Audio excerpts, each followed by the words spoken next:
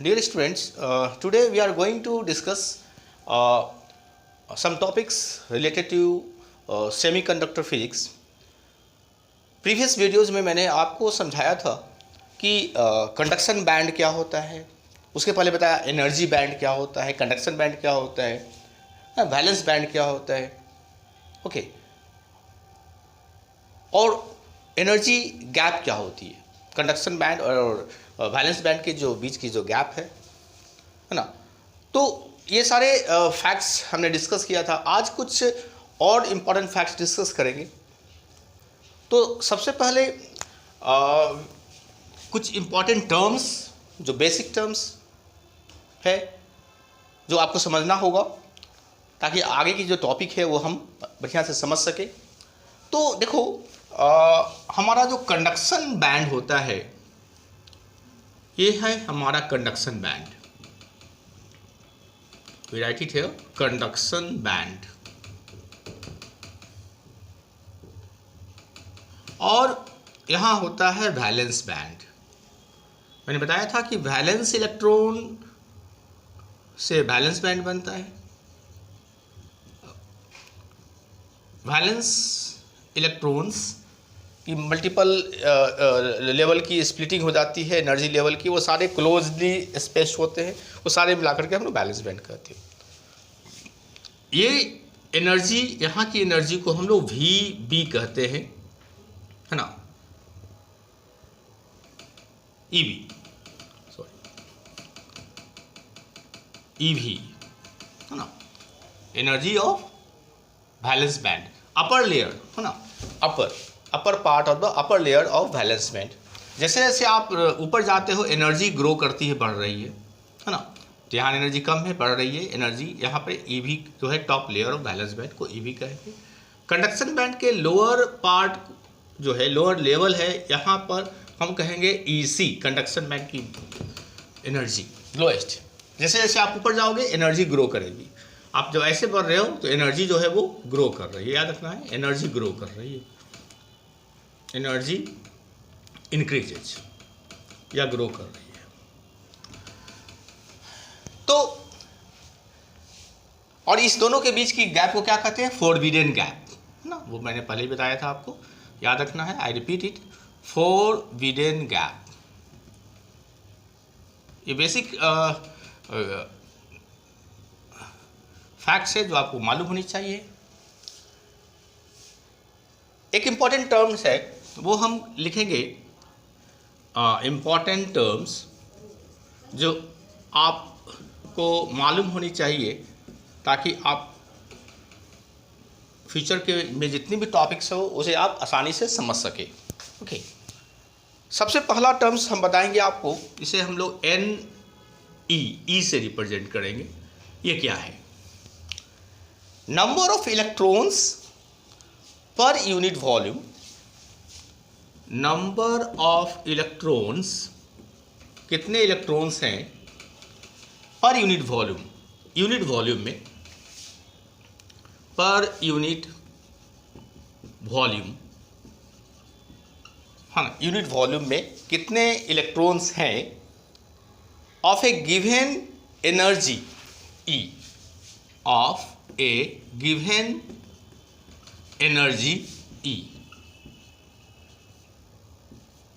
मतलब किसी conduction band में हो या वैलेंस बैंड में हो, अगर इलेक्ट्रॉन है तो कितने संख्या में इलेक्ट्रॉन्स हैं पर यूनिट वॉल्यूम, यूनिट वॉल्यूम में, और कैसे इलेक्ट्रॉन, इलेक्ट्रॉन तो बहुत सारे होंगे, एक पार्टिकुलर वैसे इलेक्ट्रॉन जिसकी एनर्जी कितनी है, E एनर्जी है। तो इसको हम इस टर्म से रिप्रेजेंट करते हैं। अगर हम लिखें, ध्यान से देखो, सपोज कंडक्शन बैंड की हम बात कर रहे हैं, this is our conduction band. ये यहाँ का एनर्जी वैल्यू है EC, जैसे जैसे बढ़ेंगे ग्रो करेगा, एनर्जी बढ़ेगा। सपोज यहाँ की इस पोजीशन की एनर्जी E है और यहाँ पर पहुँच गए तो यहाँ की एनर्जी हो गई E plus DV। Naturally energy बढ़ेगा, sorry, energy E plus DE। DE is a small energy, मतलब आप जो कह सकते हो कि ये जो है ये DE है, छोटा सी पार्ट है, तो ये इतना D बढ़ गया। तो इस लेवल में, इस लेयर में कितने इलेक्ट्रॉन्स हैं, उसे रिप्रेजेंट देखो करते हैं NE DE, NE into D, है ना। इसका मतलब क्या हुआ, नंबर ऑफ इलेक्ट्रॉन्स पर यूनिट वॉल्यूम। इसका ये मतलब हो गया नंबर ऑफ इलेक्ट्रॉन्स। ये सब टर्म्स है जो हम यूज करते हैं फैक्ट्स को एक्सप्लेन करने में, पर यूनिट वॉल्यूम। बहुत आसान टर्म्स है, आसानी से समझ सकते हैं, 2 बार आप इसे समझ लेंगे। फॉर रेंज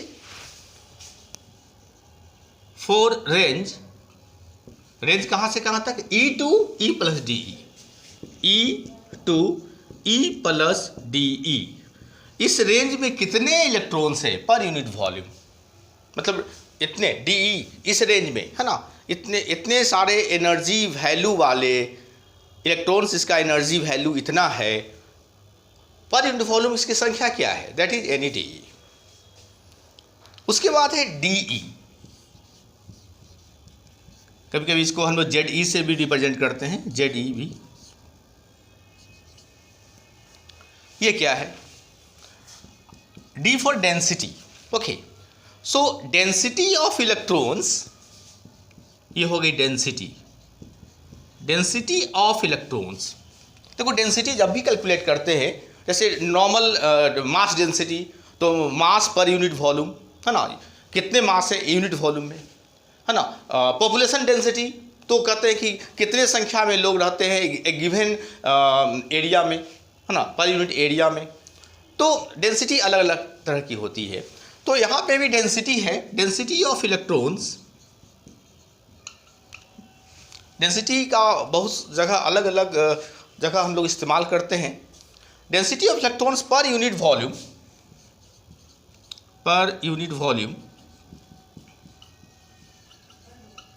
है ना, पर unit volume of a given energy, E, है ना, एनर्जी E। तो एनर्जी E जिसका है, वैसे कितने इलेक्ट्रॉन्स है जिसकी एनर्जी E है, उसकी डेंसिटी। ओके, नाउ उसी तरीके से जिस तरह से NE और DE था, तो यहाँ पर भी हम लिख सकते हैं DE इंटू DE। तो यहाँ पर भी वही हो गई, डेंसिटी ऑफ इलेक्ट्रॉन्स पर unit volume, density of electrons पर यूनिट वॉल्यूम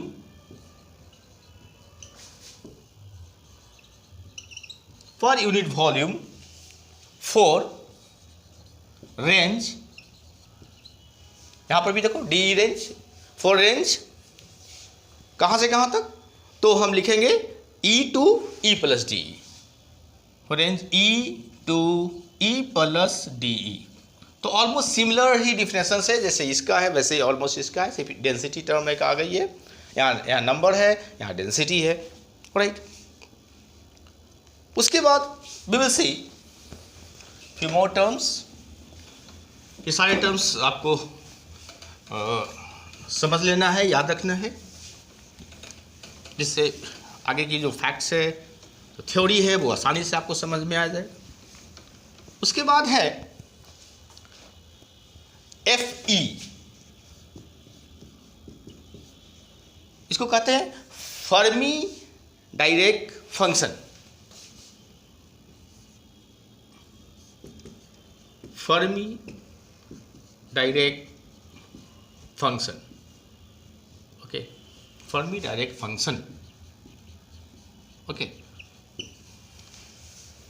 ये क्या है, this is simply probability, chances, है ना, probability of occupying of electrons, कितने इलेक्ट्रॉन्स की कहीं किसी खास जगह पे ऑक्यूपेशन की प्रोबेबिलिटी है,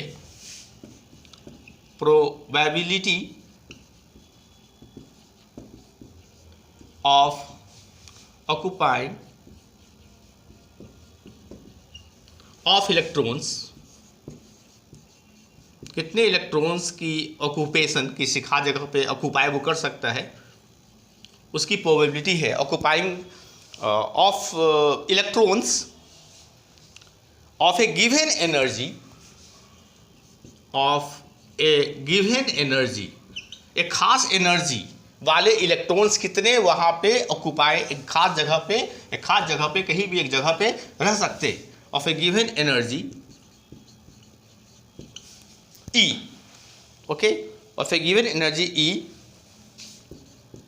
एट एक पार्टिकुलर टेम्परेचर पे, है ना, at temperature capital T, at temperature capital T। तो एक पार्टिकुलर टेम्परेचर कैपिटल T पे एक इस एनर्जी वैल्यू वाले कितने इलेक्ट्रॉन्स एक खास जगह पे रहने की चांसेज है, प्रोबेबिलिटी है, गुंजाइश है। This is denoted by FE, Fermi direct function is called, okay. उसके बाद NE, हमने पहले बताया था NE क्या है, NE is the number of electrons पर unit volume of a given energy E। तो NE निकालने के लिए हम लोग लिख सकते हैं DE, डेंसिटी ऑफ इलेक्ट्रॉन्स पर unit volume of a particular energy E into probability, कितनी प्रोबेबिलिटी है। प्रोबेबिलिटी से अगर हम डेंसिटी को मल्टीप्लाई कर देते हैं तो हमें एग्जैक्ट नंबर मिल जाता है ना। ये प्रोबेबिलिटी हमें बताता है चांसेस और ये बताता है density. So we we multiply this to, याद रखना है, हमें नंबर मिल जाती है। ये जो DE है इसकी जो बेसिक एक्सप्रेशन है, फॉर्मूला है, वो आपको याद रखना है 1/2πr²। ये को मेमोराइज ही करना है आपको। 1/2πr² into 2me star upon h line square whole to the power 3/2, okay, it is square, mind it, square, तो 3/2 under root E minus EC। ध्यान से देखना, EC क्या है, तो EC is the lower conduction. हम यहाँ पर ये जो फॉर्मूला लिखा है हमने, DE जो डेंसिटी है वो कंडक्शन बैंड के लिए लिखा है, ओके। तो कंडक्शन बैंड के लिए हम क्या लिखे हैं, E माइनस EC, मतलब EC तो ये lower level of conduction layer है और E इसकी कोई भी रैंडम हमने E ले लिया वैल्यू, तो E minus EC under root square root. This is for conduction band, हम यहाँ लिख देते हैं। ये कंडक्शन बैंड के लिए फॉर्मूला स्पेशली मैंने लिखा है। वैलेंस बैंड के लिए भी लिख सकते हैं, कंडक्शन बैंड, है ना, वैलेंस बैंड के लिए भी लिख सकते हैं, वहाँ पे E माइनस E भी कर देंगे, वो हम बताएंगे आपको। उसी तरीके से ये ME स्टार क्या है, ये भी एक न्यू टर्म है, वो याद रखना है। ME star, this is simply effective mass of free electron. Free electron की इफेक्टिव मास क्या है, वो ME, M लिखते हैं, फुट पे E लिखते हैं और स्टार दे देते हैं। ये सिंबल है जो हम यूज़ करते हैं। ये सारे इंपॉर्टेंट फैक्ट्स, टर्म्स है, फैक्ट्स है जो आपको याद कर लेना है, रट जाना है, मेमोराइज कर लेना है। उसके बाद ये जो फर्मी फंक्शन है, फर्मी डायरेक्ट फंक्शन, उसकी भी एक फॉर्मूला है, एक्सप्रेशन है जो यू मस्ट नो, जिसे हम इस्तेमाल करेंगे आगे थ्योरी को समझने में।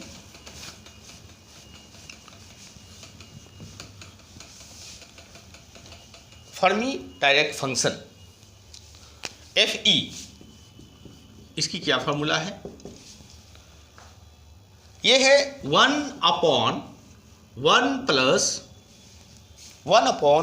Plus E to the power, okay, E exponential term है, ये कांस्टेंट वैल्यू है, इसकी एक फिक्स वैल्यू होती है, E minus EF, okay, E minus EF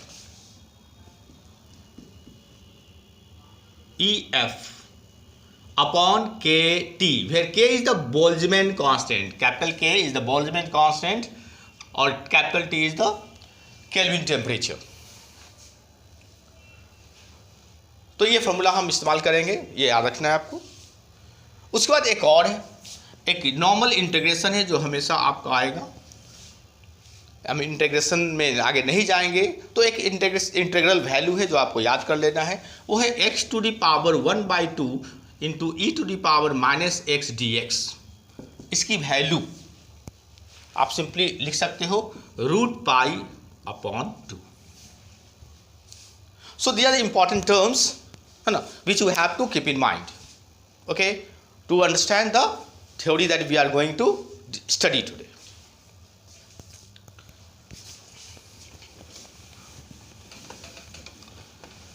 ये सारे जो टर्म्स है वो आपको मेमोराइज कर लेना चाहिए, ताकि आगे की जो थ्योरी है वो आसानी से हमें समझ सकते हैं। तो today we are going to study one important theory, that is density of electrons in conduction band.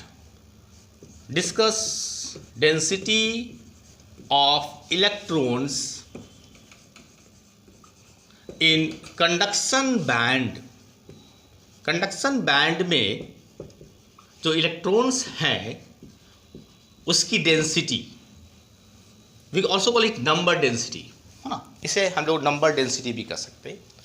So number density, ये डेंसिटी जो है वो नंबर के रूप में हमें मालूम चलेगा। जैसे मास डेंसिटी होता है तो वो मास के रूप में होता है, जैसे ये डेंसिटी नंबर के रूप में हमें डेंसिटी मालूम चलती है, ये निकालनी है। मतलब कंडक्शन बैंड में जो इलेक्ट्रॉन्स भरे पड़े होंगे उसकी नंबर डेंसिटी क्या है, ओके। तो first of all we will imagine, let, हम लोग सपोज करते हैं नंबर डेंसिटी ऑफ इलेक्ट्रॉन्स जो हमें निकालनी है, नंबर डेंसिटी ऑफ इलेक्ट्रॉन्स जो हमें निकालनी है इन कंडक्शन बैंड, है ना, इन you can say per unit volume, per unit volume, okay, per unit volume in energy range, in energy range, energy range की बात मैंने पढ़ा हुआ है, E से E plus D, from energy range from E to E plus DE,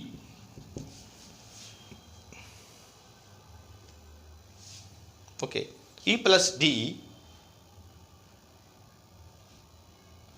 B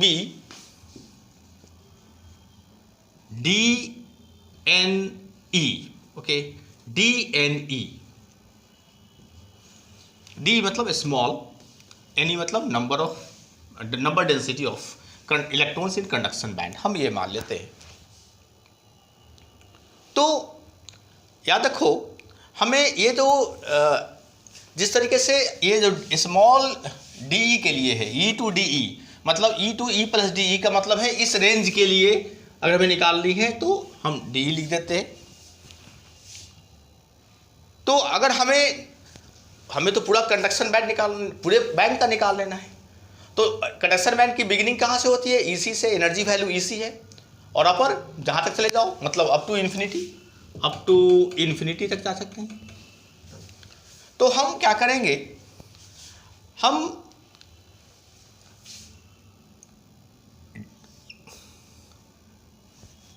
DNE मतलब total number density को हम इंटीग्रेट करने जा रहे हैं। इंटीग्रेट मतलब छोटे छोटे सभी को ऐड करते चले जाएंगे, तब इंटीग्रेशन होगा ना। इंटीग्रेट करने जा रहे हैं is equal to EC to infinity, EC to infinity तक इंटीग्रेट करेंगे।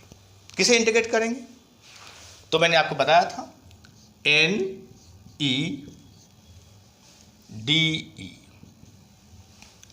Okay, NEDE। इस मीन्स हमने पहले बताया था कि NEDE का मतलब होता है कि इस D रेंज में कितने नंबर डेंसिटी है, नंबर इलेक्ट्रॉन, उसे ही इंटीग्रेट कर देंगे EC टू यहाँ से इन्फिनिटी तक, तो सारे इलेक्ट्रॉन्स का सम अप हो जाएगा।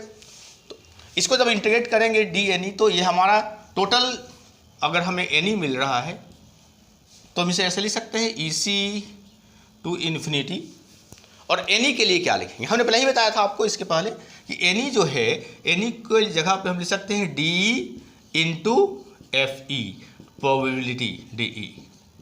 ये मैंने फॉर्मूला आपको पहले बता चुका है, ये दिस इज, हाँ, डेंसिटी और प्रोबेबिलिटी मल्टीप्लाई करते हैं तो हमें एनी मिल जाती है। So simple. नाउ इसके बाद क्या करना है, इसके बाद सिंपली डी की वैल्यू, एफ ई की वैल्यू जो मैंने आपको पहले बताया था उसे लिख डालना है। तो हमारी वैल्यू क्या होता है, ध्यान से देखो, E C to infinity, D की वैल्यू मैंने क्या बताया आपको, डी की वैल्यू बताया 1/2 pi square, okay, 2m e star upon h line square whole power 3/2। ये आपको मैंने पहले ही फॉर्मूला दिया हुआ है। और क्या इसमें, अंडर रूट क्या, E माइनस ई सी, ई माइनस ई सी मैंने बताया था कंडक्शन बैंड के लिए डी का फॉर्मूला ही चलेगा। और एफ ई के लिए हम ये फॉर्मूला हमने लिखा है, एफ ई के लिए फॉर्मूला आपको क्या दिया था, 1/1 plus E to the power E minus E F upon के टी, ई माइनस ई एफ अपॉन के टी, और ये डी ई मैंने उतार दिया, सिंपल। सो ये बेसिक फॉर्मूला जो मैंने पहले ही दिया था आपको, डी और एफ ई का सिंपली आपको फॉर्मूला पुट कर देना है और कुछ नहीं करना है, नथिंग, इट्स सो सिंपल। उसके बाद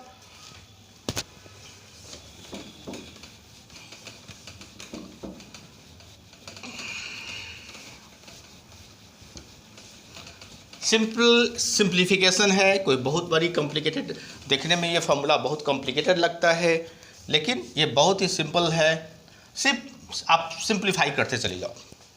ओके, तो हम कैसे सिंप्लीफाई करते हैं इसे, यू जस्ट सी। हम मान के चलते हैं कि ई माइनस ई एफ की वैल्यू के टी से बहुत ज़्यादा है। If E minus E F, सोचो ई माइनस ई एफ बहुत ज़्यादा है के टी से, तो नेचुरली है कि ई माइनस ई एफ बाई के टी का वैल्यू 1 से बहुत ज़्यादा होगा। देयरफॉर लिख सकते हैं कि ई माइनस ई एफ अपॉन के टी का वैल्यू 1 से बहुत ज़्यादा बड़ा होगा, क्योंकि ये बड़ा है इससे बहुत ज़्यादा बड़ा होगा, तो इससे डिवाइड करेंगे तो जो वैल्यू मिलेगी वो 1 से बहुत ज़्यादा बड़ी होगी। तो उस हालात में हम कुछ एज्यूम कर सकते हैं, हम ये एज्यूम कर सकते हैं कि ये जो 1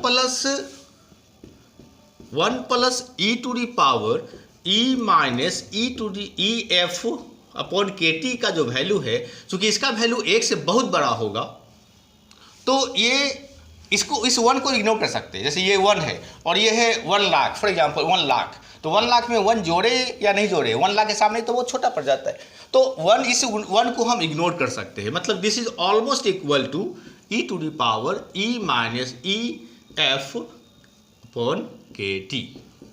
तो इस पूरे के जगह पे हम ये वैल्यू पुट कर सकते हैं। मतलब ये जो वैल्यू हमारी है इसके जगह पे हम सिंपली लिखेंगे ये, तो लिखेंगे देयरफॉर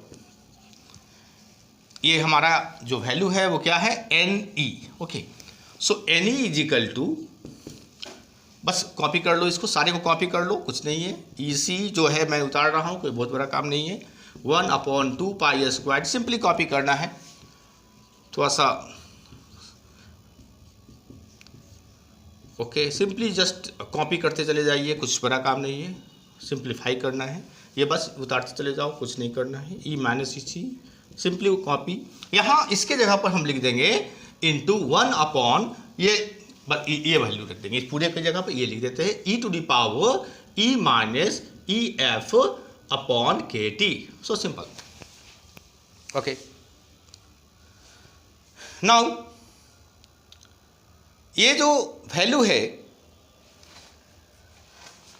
ये जब ऊपर ले आते हैं, ये सब पहले कॉपी कर लेना है, इसमें बस यही है, आपको बस कॉपी करते चले जाना है, बस कुछ नहीं, 2 पाई स्क्वायर बस वही सारे वैल्यू मैं उतार रहा हूँ, नथिंग न्यू, कोई नई बात नहीं है, सिंपली आप उतारते चले जाओ।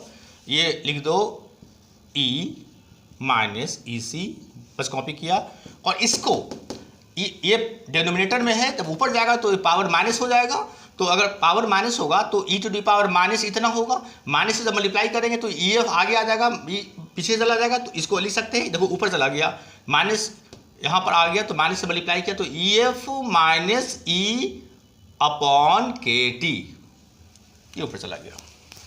Okay, so e to the power है ना, ये माइनस वन, जैसे आप मान लो ना 1/x इजिकल टू x पर पावर -1 होता है ना, तो -1 से मल्टीप्लाई करेंगे इसको तो माइनस ये आगे पीछे हो जाएगा, तो simple. Now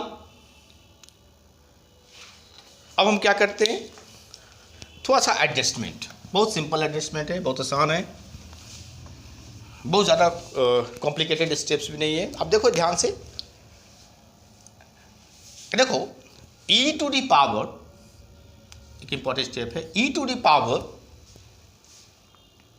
EF minus EC, ध्यान से देखो हम क्या लिख रहे हैं, EF minus EC upon KT को मल्टीप्लाई कर दें e to the power EC minus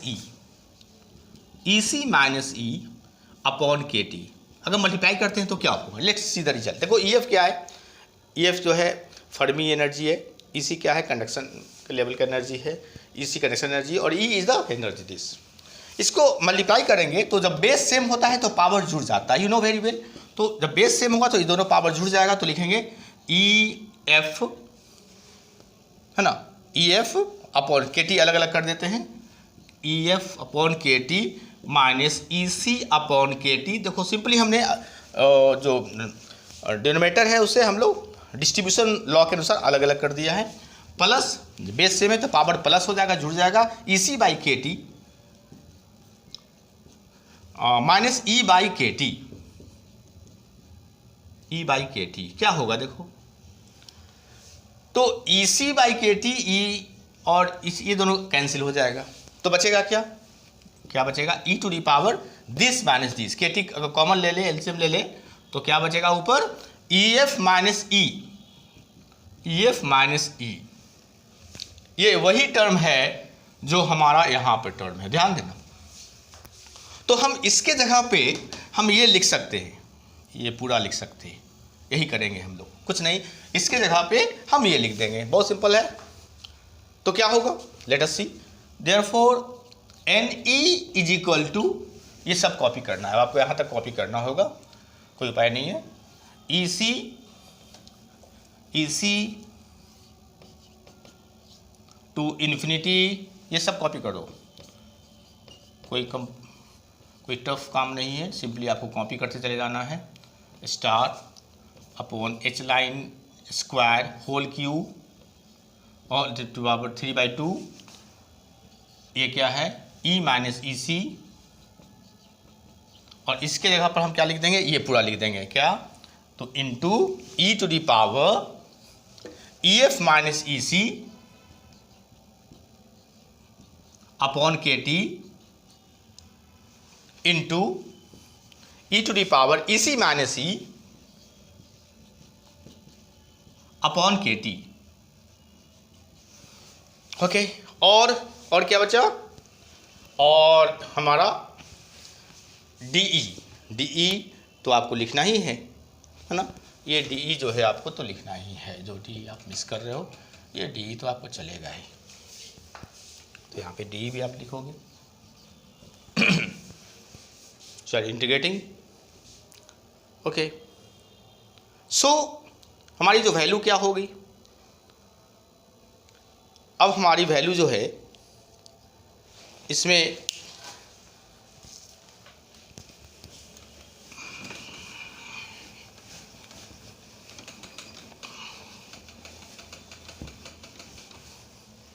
okay, अब हम क्या करते हैं, ये जो EC माइनस E हुआ, देखो ये EC माइनस E हुआ, EC minus E upon KT, इसे इसका ठीक उल्टा कर दो, तो EC माइनस ई को उल्टा करेंगे, E माइनस EC।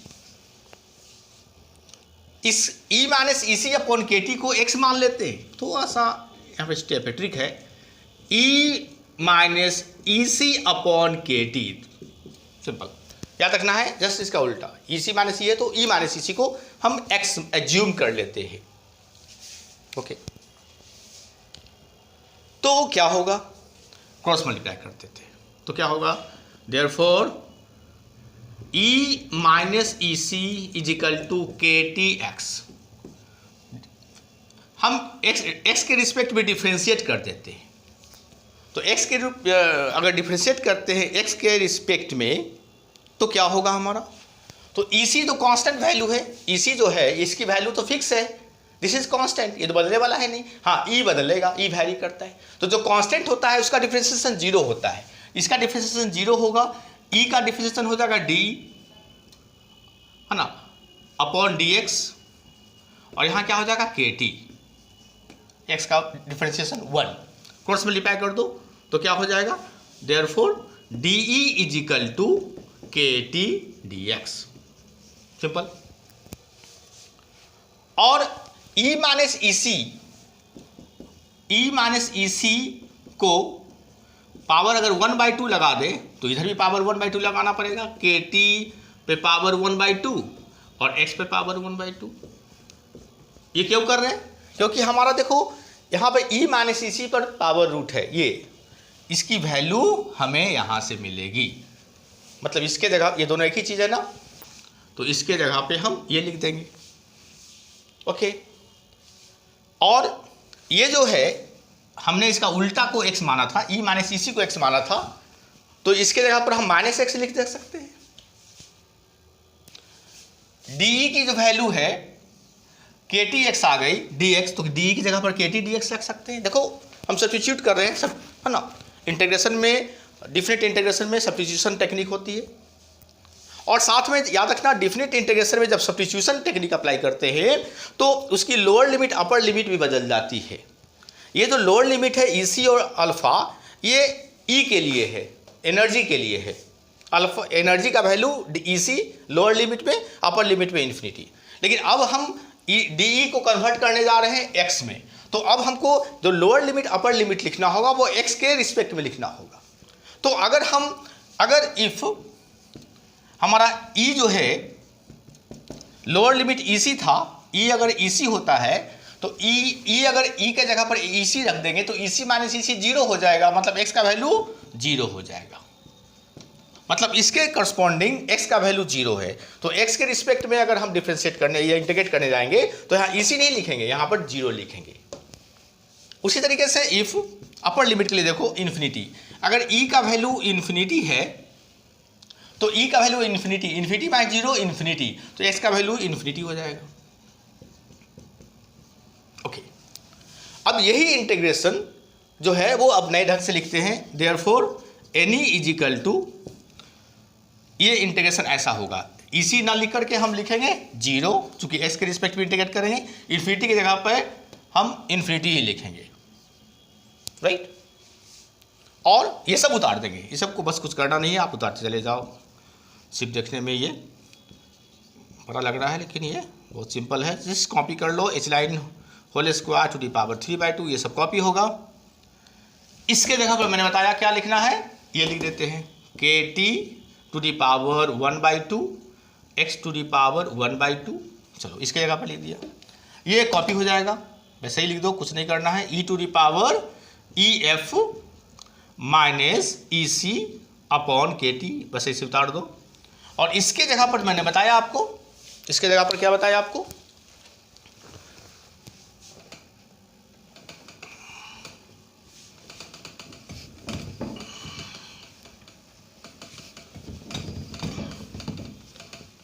थोड़ा सा लेंदी है लेकिन टफ नहीं है, it's so simple, straight forward, आपको सिंप्लीफाई करते चले जाना है।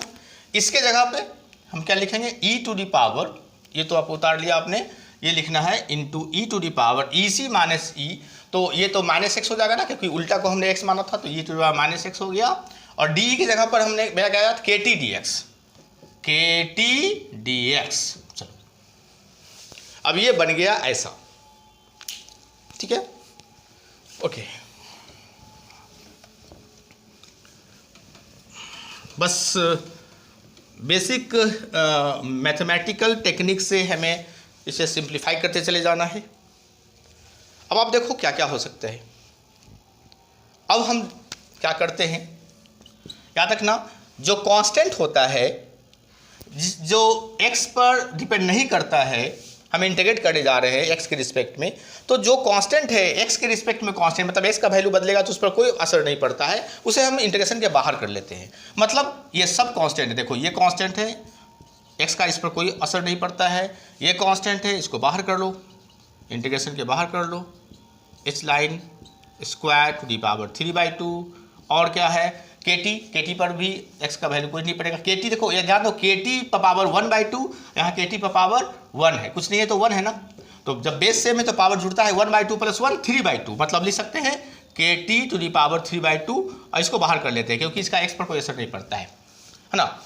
और देखो ये EF minus EC, Fermi energy और EC, इस पर भी कोई असर नहीं पड़ता है x का, ये कांस्टेंट है, तो इसको भी बाहर कर लो, e to the power EF minus EC by KT, इसे ही बाहर कर लो। तो बचा क्या, बचा पहले ये लिख दो 0 टू इन्फिनिटी, और क्या बचा देखो x पर पावर 1/2 है ना, और e to the power minus x to the power 1/2 e to the power minus x dx बचा। सिंपल। ये तो e टू दी पावर, ये तो इंटीग्रेशन है, x पर power 1/2 e to power minus x, पहले ही मैंने बताया था कि देखो हम इसको लॉग इंटीग्रल में नहीं जाएंगे, इसका वैल्यू याद कर लेना है आपको, जिसका वैल्यू होता है √π/2, तो हम लिखेंगे देयरफॉर 1/2 पाई स्क्वायर।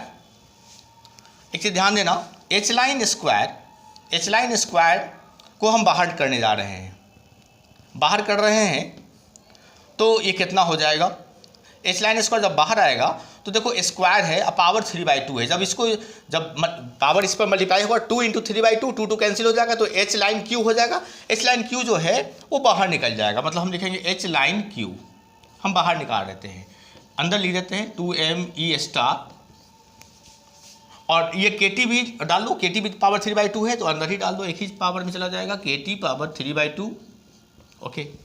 ये कॉपी कर लेते हैं, e to the power EF minus EC upon KT, और इसके जगह पर मैंने बताया था ना आपको √π/2 लिख देना है, सिंपल।